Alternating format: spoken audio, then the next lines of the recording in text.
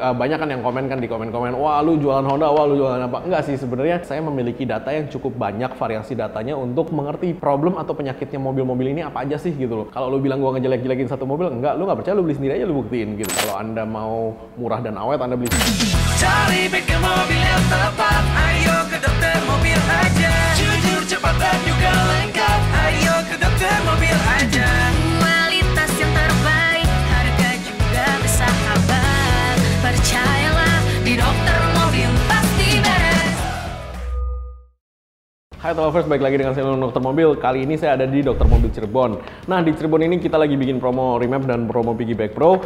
Dan ternyata Cirebon itu panas banget, jadi harus ekstra di maintain untuk AC-nya, coolernya juga, supaya olinya penguapannya juga rendah. Nah, karena panasnya itu gara-gara Cirebon memang berada di pinggir pantai kan. Nah, di pinggir pantai itu plus poinnya adalah Anda harus ekstra hati-hati dalam perawatan untuk anti karat mobil Anda. Karena kalau ya udara laut akan membuat mobil jauh lebih cepat berkarat gitu kan. Makanya kan di sini kita juga ada promo anti karat. Nah, trade in mobil lama Anda dengan mobil baru hanya di Garasi ID dan hemat hingga 65 jutaan untuk mobil-mobil jenis tertentu. Plus hemat lagi 2,5 juta dan mobilnya semua ready tanpa harus menunggu dan gratis juga extra paint protection. Dapatkan diskon promo 50% untuk setiap perawatan di promo Gaspol Road Trip hanya ada di Garasi ID. Ada diskon untuk ganti oli, servis berkala, kaki-kaki, rem, eksterior, interior, detailing, coating, pokoknya semuanya deh ada diskon 50% hanya di Garasi ID. Nah, di video kali ini saya akan membahas tentang mobil bekas yang enak untuk dibawa jalan jauh versi pertama ya. Jadi part 1 dulu ya. Jadi kan nanti kita akan bahas beberapa mobil kelemahan dan kekurangan dan kelebihannya untuk dibawa jarak jauh nih. Karena mostly kita ada tuh mobil dan karena cabang kita udah jauh-jauh dan memang kita pakai keliling gitu kan. Nah, yang pertama adalah BRV, Honda BRV. Honda BRV ini kan seperti yang saya bilang sebelumnya, mesinnya mesin 1500 cc Honda Jazz yang paling baru ya mesinnya kan. Berarti kan mesin itu satu, kita udah tahu nih bandel nih. Dua, kita udah tahu mesin itu ngirit. Saya pakai BRV Mobilio itu Jakarta Surabaya itu 2 tangki full Jakarta Surabaya ya. Dimana kecepatan maksimum 140 untuk karena dia ada speed limiternya, cuman maksimum kecepatan yang diperbolehkan di tol sekitar 110 sampai 120 nih. Nah, makanya akan jauh lebih ngirit ketika Anda keep di speed tertentu. Nah, BRV memang kita punya airbag tuh cuman ada 2 ya di depan aja, passenger side sama di driver side. Nah, kalau untuk pengereman semua Honda pengereman mirip-mirip sama dan dia nggak terlalu jauh beda ya dari sistem pengeremannya. Jadi Anda harus ekstra hati-hati ketika ngerem tiba-tiba nih, karena jujur ngomong aja mobil itu nggak terlalu berat, enteng, tapi karena bannya kecil dan remnya juga nggak terlalu besar, Anda harus perhitungkan banyak hal sih ketika ngerem tiba-tiba. Jadi saran saya, Anda kalau dapat Anda udah pernah belum sih nyobain kalau misalkan di tempat parkiran yang kosong yang nggak ada orang gitu, Anda ngebut kenceng tiba-tiba Anda hajar remnya sampai bener-bener berhenti, itu seberapa jauh dan rasanya gimana? Nah, itu saran saya sih Anda harus tahu dulu nih ya per mobil ya, bukan saya ngomongnya ekstrim ya. Karena dulu saya belajar mobil juga begitu nih, kita tes nih bener-bener nih ketika dikebut kemudian direm 0 ke 100 terus ke 0 lagi, itu tuh jaraknya berapa gitu loh. Karena memang setiap mobil memiliki karakter yang berbeda dan Anda harus mengerti karakter mobil Anda sendiri. Jadi Anda bisa dari jauh-jauh itu mengaplikasi tenaganya itu seberapa besar untuk ngerem, karena kalau Anda salah hasilnya nabrak gitu kan. Oke, seatbelt sama lah ya, semua seatbelt di Indonesia semuanya terstandar dan semuanya dari Astra, jadi itu sih harusnya oke-oke aja. Nah, kalau blind spot, BRV lebih enak daripada Mobilio. Jujur, kalau Mobilio itu blind spotnya agak banyak karena pipa pilarnya itu besar dan spionnya agak kecil. Nah, udah gitu jarak antara pipa pilar sama si spion itu juga agak lebar sehingga Anda punya blind spot di sebelah kanan, sebelah kiri, di belakang si pipa pilar itu. Jadi Anda harus lebih banyak menghafalkan kalau ada mobil, kalau ada tiang, kalau ada pohon, kalau ada batu gitu. Nah, itu Anda harus banyak karena blind spotnya itu akan lebih banyak di Mobilio daripada di BRV. Cuman BRV itu enaknya jauh lebih tinggi ya, jadi Anda posisinya itu bisa melihat lebih enak lah ya ke surroundings. Nah, kalau feature entertainment, head unit, setahu gue head unit Honda sih standar sih bro. Kalau yang namanya lu hobi audio ya, lu bisa cari Asuka, lu bisa cari Cello, itu ya head unit kan balik lagi tergantung. Kalau Anda ngerti audio dan jago udah tahu lah ya pilihan-pilihannya ya. Saya nggak mau masuk terlalu banyak ke situ, cuman yang jelas pilihan head unit itu memang benar-benar menentukan banget kalau Anda suka audio. Nah, merek speaker Honda biasa standar, apalagi kelas Mobilio dan BRV itu standar banget. Kemarin kita mau kerjasama dengan Cello untuk ada paket-paketnya nih untuk namain subwoofer, untuk namain apa itu plug and play dan udah disediain boxnya. Jadi kalau memang entertainmentnya di dalam mobil ini, kalau untuk speaker ya biasa lah ya, maksudnya standar lah ya, standar Honda itu memang ya nggak jelek gitu loh, bisa didengerin. Cuman kalau Anda suka audio ya pasti kuping Anda gatel sih. Yang sisanya kan tergantung dari si head unitnya bisa apa saja nih, cuman standarnya dia memang keluarnya cuma dapetnya segitu-segitu aja sih. Kenyamanan, oke, reclining, kayaknya enggak ya. Di BRV sama Mobilio, seat tengahnya sama seat belakangnya cukup sempit, yang tengah cukup lega, cuman bisanya segitu-segitu aja. Nah, tempat minum dan cruise control, kayaknya nggak ada cruise control, tempat minum juga standar-standar aja. Nah, kalau limbungnya Mobilio nggak terlalu, kalau menurut saya BRV akan lebih limbung karena dia lebih tinggi. Nah, kita bisa mengatasi itu dengan si buffer nih, atau Anda ganti suspensi yang jauh lebih rigid atau jauh lebih keras. Nah, power outlet biasanya Honda cuma ada di depan dan dia nggak terlalu banyak. Cuman power outlet ini ya Anda bisa ngecas sih di situ sih, tapi balik lagi jangan ngecas power bank ya ketika Anda matiin mobilnya. Ketika Anda matiin mobil, semua charger harap dicabut karena kalau power banknya yang jelek itu bisa kasih arus balik masuk ke si sekring, nanti si sekring yang kebakar. Nah, durability-nya tidak mudah overheat. Semua mobil Honda sih saya akui sih cukup bagus untuk pendinginannya karena dia mesinnya kecil tapi dia kasih radiator yang cukup besar, dan karena radiator yang cukup besar itu dan kondensor yang cukup besar itu makanya AC-nya juga jauh lebih dingin dan temperaturnya juga jauh lebih bagus untuk di running optimal temperature-nya. Kalau kaki-kaki BRV jauh lebih kuat daripada Mobilio. Kalau ketahanan kolongnya mungkin ketika Anda beli itu ada yang sudah ada anti karatnya, ada yang belum nih. Nah, cuman itu yang harus dicek sih. Kalau belum ya sebaiknya dianti karat secepat mungkin. Kalau sudah ada ya berarti nggak usah gitu kan. Ketersediaan spare part Honda gampang sih ya, kecuali body mungkin ya. Kalau body mungkin cuman lebih mahal, cuman di Jakarta sih akan ada semua sih, untuk dari spion, dari lampu depan, lampu belakang. Nah, kaca-kaca juga ada semua sih gitu loh. Jadi kalau Anda masih belinya kelasnya Honda di Indonesia masih oke lah ya. Jangan beli yang aneh-aneh nih. Next adalah yang kita mau bahas adalah Expander atau si Livina baru ya kan. Itu mobil lagi in banget kan. Beberapa banyak yang bawa keluar kota dulu, dan ingat gak sih dulu yang tanjakan-tanjakan itu tuh di dekat Jogja atau Solo ya, tuh gue lupa ya. Yang orang banyak nanjak kemudian banyak mundur itu. Nah, Expander nggak mundur, tenang aja. Cuman dia kalau di Toyota namanya VVTi, kalau di Honda namanya iVTEC, kalau di Mitsubishi namanya Maybach. Maybach-nya ini disetel memang agak terlambat nih ngebukanya nih, sehingga tarikan bawahnya itu agak lemot. Nah, ya kita berasanya agak lemot lah ya. Jadi yang harus dilakukan itu sebenarnya memang itu harus disetting untuk digeser sedikit Maybach-nya supaya lebih terbiasa dengan pola menyetir Anda gitu kan. Nah, itu sih sebenarnya main problemnya dari Expander yang saya dapat di bengkel belakangan ini. Nah, untuk perjalanan jarak jauh nih, untuk feature airbag-nya sama lah ya. Itu di depan ada 2, kemudian ABS pengeremannya Anda harus tes juga. Karena kalau menurut saya Mitsubishi remnya cukup oke, cuman balik lagi karakter rem tiap mobil berbeda-beda karena berat mobilnya juga berbeda dan suspensinya juga berbeda. Percaya nggak percaya, ketika Anda pakai suspensi racing, mobil Anda akan jauh lebih cepat berhenti daripada Anda pakai suspensi original. Hanya dengan mengganti suspensi aja gitu kan. Nah, seatbelt juga sama dan blind spot. Oke, kalau Expander blind spotnya lebih sedikit. Kalau menurut saya, kenapa yang di sebelah depan? Kenapa? Karena memang dia modelnya itu membuat blind spot itu lebih kecil daripada yang lain gitu loh. Dan jadi akan lebih oke sih sebenarnya sih. Nah, untuk feature entertainmentnya otomatis si Expander ini lebih canggih dan daripada Honda BRV karena dia memang didesain lebih baru ya. Nah, cuman tetap sih balik lagi kan namanya head unit, namanya speaker. Kalau Anda udah terbiasa main audio, biasanya kupingnya tuh manja. Nggak mau nih dikasih audio standar nih, harus diganti sesuai dengan standar kuping Anda sih sebenarnya sih. Nah, untuk kenyamanan, mobil ini lebih nyaman sih kalau menurut saya sih, karena dari suspensinya lebih bagus dan joknya dia lebih gemuk. Kalau Honda itu gue nggak suka headrest memang. Jadi kayak kalau lu jalan jauh tuh kayak something wrong lah gitu loh, kayak karena kita biasa bawa Toyota kan, Toyota sama Mitsubishi kan gitu loh. Ketika gue bawa Honda Mobilio atau BRV juga, ketika lu senderan tuh ininya agak aneh gitu loh headrestnya. Jadi itu gua ya gitu. Jadi mungkin di orang beda-beda gitu kan. Cuman itu kan pendapat saya pribadi gitu kan. Untuk handrest ya di depan ada, di belakang nggak ada. Kemudian tempat minuman sama, cruise control juga nggak ada. Nah, limbung, banyak Expander yang pasang buffer dan menghasilkan hasilnya jauh lebih enak karena limbungnya jauh lebih berkurang juga dengan harga yang relatif murah gitu loh.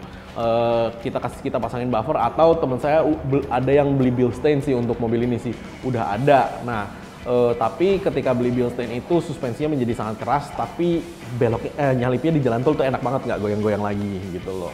Nah, untuk tarikan, biasanya expander kita kasihkan ya, itu bisa piggyback pro, bisa remap, coilnya juga ada, kemudian kita bisa kasih coil racing ya, kemudian kita bisa kasih filter racing juga, plus si PCV Cyclone. Nah, kenapa? Karena di situ baru bisa berasa gitu loh perbandingan tenaga before afternya itu jauh banget setelah kita ganti itu. Cuman balik lagi tergantung selera Anda. Kalau Anda memang ini sih bukan buat ekstrim ngebut ya, enggak. Kalau cerita ekstrim ngebut tuh udah beda lagi gitu loh. Kalau ini hanya dipakai harian enak gitu kan. Karena originalnya memang settingan Mavic-nya itu dia ngebuka Mavic-nya itu agak jauh. Jadi Anda bejek itu berasanya agak lemot, RPM-nya naik agak tinggi baru dia nge-shift gitu loh. Nah, durability mobil, namanya mobil baru, nggak mudah overheat. Dan kaki-kakinya ya, standar lah ya, expander nggak terlalu gimana-gimana.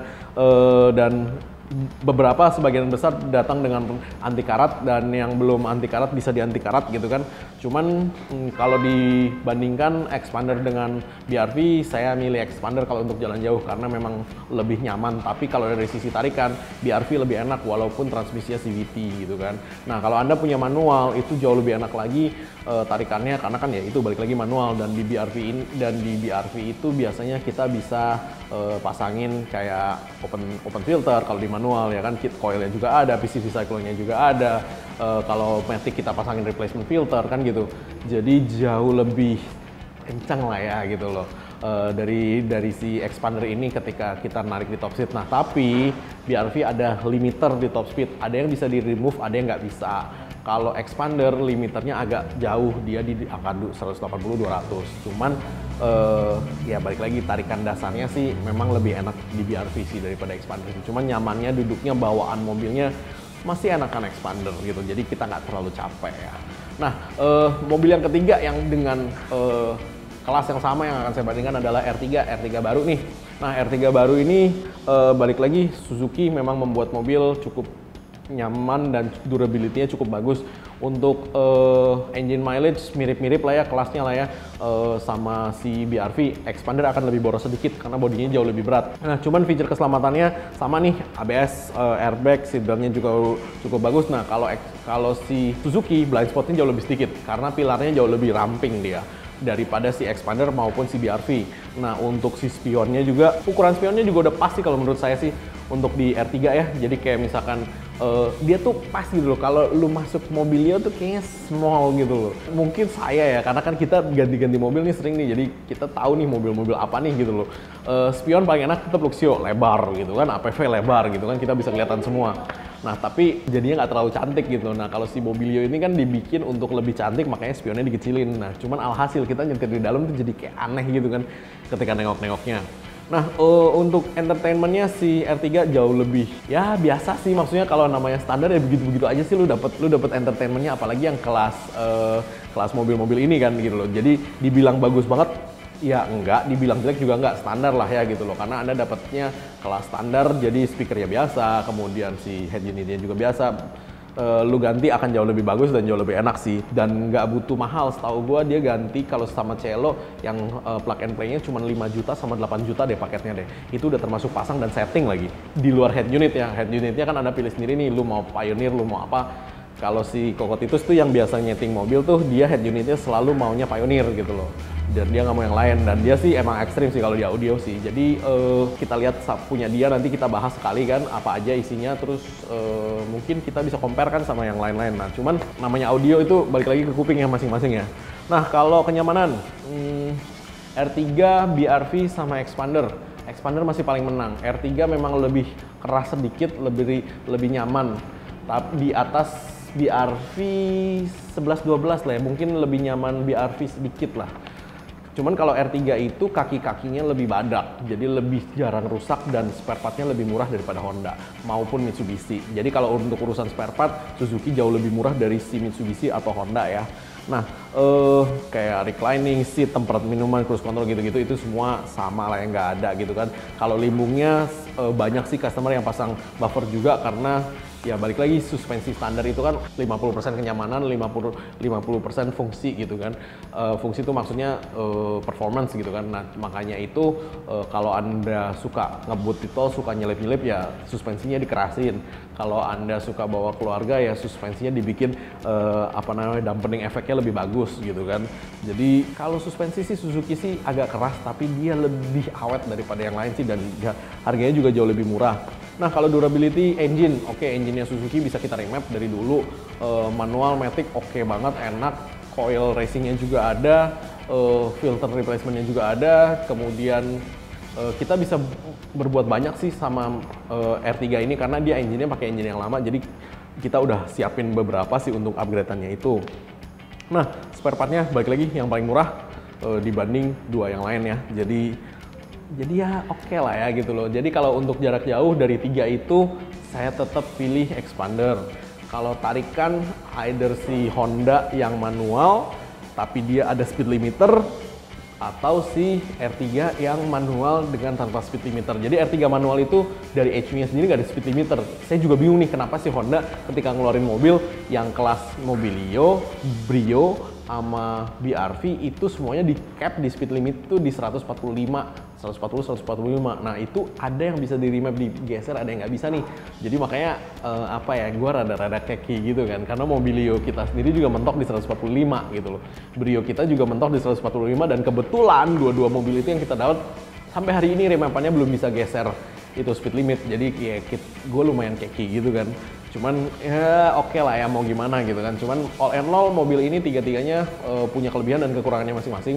Tergantung Anda sukanya yang mana, dan balik lagi sih tergantung fungsi sih. Kalau misalkan Anda mau nyaman ya Anda beli Mitsubishi. Kalau Anda mau murah dan awet Anda beli Suzuki. Kalau Anda mau balance in the middle ya Anda belinya Honda gitu loh. Jadi semuanya ada plus ada minus ya. Saya balik lagi banyak kan yang komen kan di komen-komen, wah lu jualan Honda, wah lu jualan apa. Enggak sih sebenarnya, karena kita sudah memiliki banyak cabang nih di seluruh Indonesia, saya memiliki data yang cukup banyak, variasi datanya untuk mengerti problem atau penyakitnya mobil-mobil ini apa aja sih gitu loh. Kalau lu bilang gua ngejelek-jelekin satu mobil, enggak, lu nggak percaya, lu beli sendiri aja, lu buktiin gitu kan.